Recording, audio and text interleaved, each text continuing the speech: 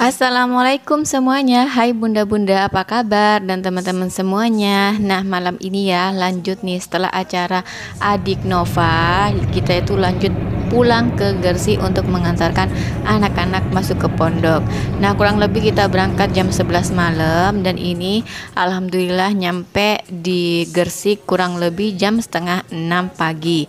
Nah, ini kita meluangkan waktu untuk istirahat dulu di masjid, untuk mandi, dan juga ini lihat ya spesi Abang Haki. Wajahnya seakan-akan gak rela untuk pulang ya seperti itu ya. Padahal sudah 3 tahun di pondok sini, tapi tetap aja ya setiap kali pulang pasti tuh Abang Haki bakalan mewek ataupun nangis. Nah, setelah kita ganti baju dan mandi di masjid tadi ya, ini tuh langsung mau nganterkan untuk ke pondok anak-anak. Kita akan bebereskan dulu lemari-lemari anak-anak dan juga merapikan semua baju-baju yang sudah kita bawa. Nah, ini itu adalah kegiatan rutin ketika kita mengantarkan anak pulang pondok.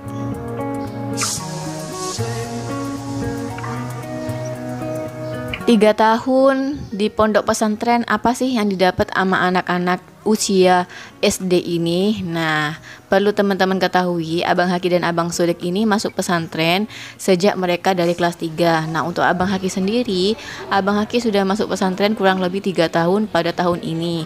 Dan untuk Abang Sodik kurang lebih sudah 2 tahun. Nah, tetap ya anak-anak itu kalau pulang, terutama Abang Haki, dia tuh pasti bakalan ngeluarin air mata tiap kali kita akan pamitan. Tapi untuk Abang Sodik ya selama ini sih masih slow aja, masih senyum-senyum bahagia. Nah, ini dia anak-anak yang ada di pondok pesantren, mereka itu lagi persiapan untuk masuk sekolah. Nah, sekolah tatap muka di era Covid seperti ini, mereka itu masih bergiliran ya, gak full masuk. Nah, untuk Abang Haki dan Abang Sodik kebagian di jam setengah 10 pagi. Nah, ini untuk jam paginya. Mereka itu mandiri banget ya. Mereka sudah bisa mandi, ngatur pakaian sendiri, ngatur pelajaran sendiri, kemudian persiapan untuk ke sekolah sendiri. Pokoknya semuanya serba mandiri. Nah, begitupun juga dengan Abang Haki dan juga Abang Sodik, semuanya serba mandiri. Terutama untuk uang jajan mereka, mereka sudah bisa menabung dan menyisihkan mana yang harus ditabung dan mana juga yang harus dijajan. Jadi ada aja tuh berapa nominal yang ditabung di sekolah maupun di pondok pesantren. Seperti Abang Haki juga gitu. Setiap pulang pasti Abang Haki bakal ngasih ke Umi untuk tabungan selama di pesantren. Dan tahun ini Abang Haki yang pulang alhamdulillah sudah hampir 300.000 disimpan di rumah. Iya, Desember. Mari lah Desembernya. Pamit balik. Assalamualaikum. Nah, begitulah ya Bang Haki ya, sudah 3 tahun di sini masih aja nangis. Dan tetep tuh ya embel-embelnya kalau tiap pulang itu tuh pasti ngingetin, Umi Desember ya jangan lupa sambang atau jemput kalau liburan. Udah mesti seperti itu ngomongnya. Untuk awal-awal sih Umi tuh gak tega ya, apalagi di 1 tahun atau 2 tahun pertama. Tiap anak itu seperti itu, Umi itu terasa ngerenyuh dan Umi itu harus dan terpaksa menahan tangis di depan anak-anak. Tapi ya gitu, namanya juga orang tua yang ngambil keputusan untuk memondokkan anak, wajib harus lebih tegar daripada anaknya.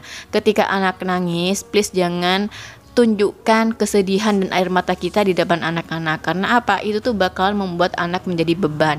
Apalagi ditangisi di tiap sholatnya, di tiap harinya, di tiap tidurnya kita. Itu tuh pasti membuat beban anak selama di pondok pesantren. Dan biasanya anak gak bakalan betah kalau kita tangisin setiap harinya. Jadi ya gitu, setelah anak di pondok pesantren, wis lah, gak usah banyak dipikirkan, gak usah banyak ditangiskan. Yang penting kita fatihain, kita doain semoga anak-anak itu sehat selama ada di pondok pesantren. Nah, ini setelah kita di rumah ya, setelah nyampe tadi itu ya adik Sodik itu pasti bakalan ada di bagasi setiap pulang. Karena kenapa? Tempat terempuk dan terenak itu ada di bagasi, karena di situ tuh kita jajarin seperti kasur gitu ya. Jadi ya udah adik Via bakalan aman di situ, dan dia tuh kadang suka ngeliatin motor-motor yang ada di luar gitu.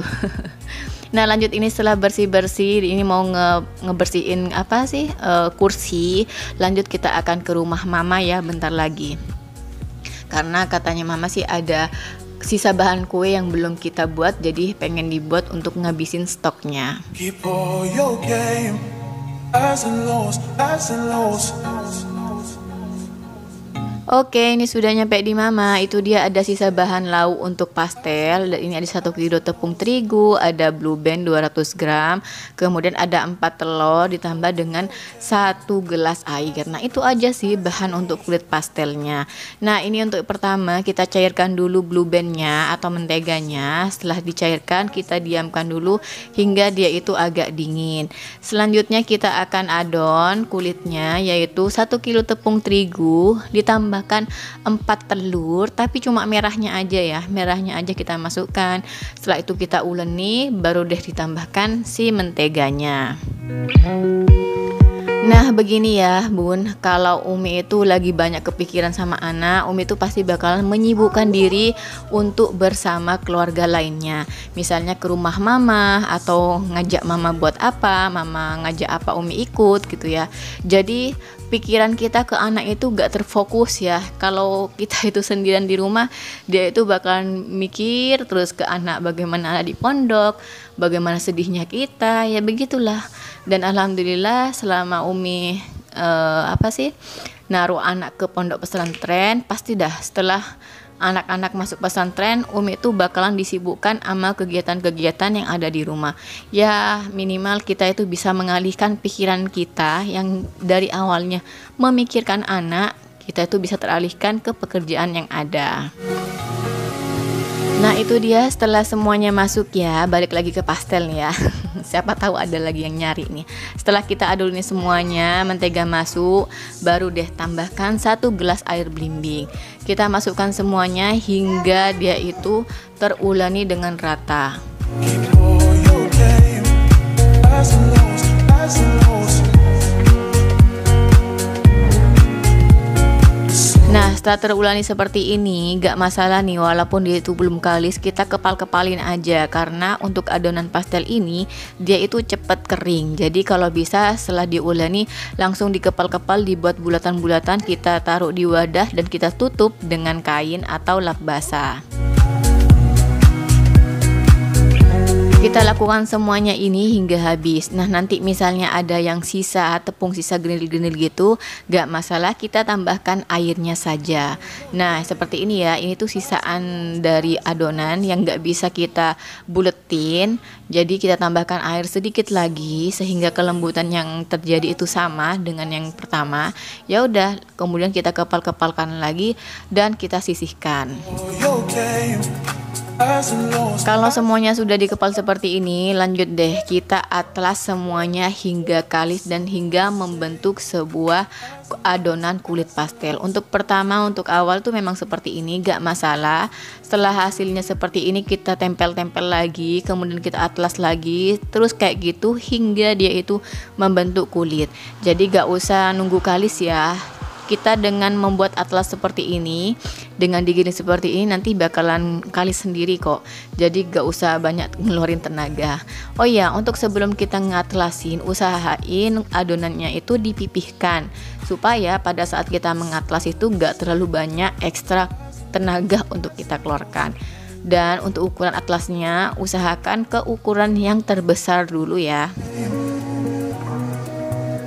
Oke, begitu seterusnya. Lanjut kita nanti bakalan isi dan juga goreng. Nah, itu saja ya cerita dari Umi, gimana Umi melepas anak ke pondok pesantren. Intinya untuk orang tua atau teman-teman semuanya yang berniat ingin melepaskan anak ke pondok pesantren, please dah usahakan ketika setelah menaruh anak pada pesantren, usahakan jangan menunjukkan air mata, apalagi tangisan ya ke anak kita. Usahakan bunda dan ayah ya semuanya itu harus tegar. Dan usahakan ketika kita melepas anak, kita itu senyum dan memberikan ketegaran pada anak. Jadi anak itu gak ikutan melo gitu, gak ikutan sedih dan nangis ya. Jadi anak itu bisa strong gitu. Walaupun ya nanti akhirnya bakalan nangis juga sih selama pondok pesantren, gak masalah. Nah, ini semuanya ya setelah kita atlas dan ini sudah halus dan ketebalan pun juga sudah kita inginkan sesuai dengan diinginkan. Lanjut kita potong-potong segi 4 seperti ini dengan ukuran pastel yang kita mau. Setelah itu lanjut kita gunting. Ini tuh jangan takut bakalan nempel ya, ini tuh bakalan ngepisah sendiri kok. Kalau ada yang nanya untuk anak pesantren kapan mereka itu bisa lepas dari nangisnya, nah itu tuh tergantung dari kondisi anak masing-masing ya. Kalau Abang Haki itu memang cenderung anaknya itu lebih ke perasa gitu ya. Jadi setiap ada perpisahan pasti dia itu bakalan nangis. Padahal sudah 3 tahun di pondok pesantren dia itu tetap nangis. Padahal teman-temannya itu gak ada yang nangis sekali kalau mereka itu dipisahkan dengan orang tuanya, tapi cuma Abang Haki itu yang nangis. Sedangkan Abang Sodik dari awal itu dia itu sudah slow gitu, gak ada tangisan sama sekali. Dia katanya sih nangis juga, karena apa? Karena ngelihat Abang Hakinya yang nangis gitu.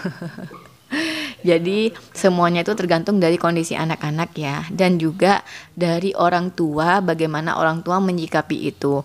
Dan yakinlah tangisan anak itu hanyalah cobaan sementara. Cobaan sementara yang wajib kita lalui bersama anak dan juga bersama pasangan.